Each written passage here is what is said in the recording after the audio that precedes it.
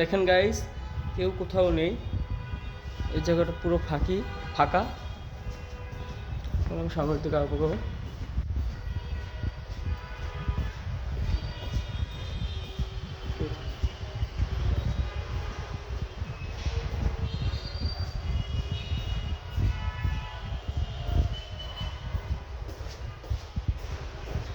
সন্ধ্যে সবাই ঢুকলে, বাট এখনো কেউ আসে নাই।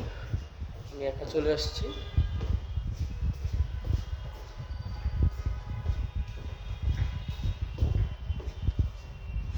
গাইস, এখানে কেউ নেই, এখানে কেউ নেই। সামনের দিকে আস্তে আস্তে আগাবো। সব কিছু বন্ধ, কোনো শব্দ নেই। এখন আগিয়ে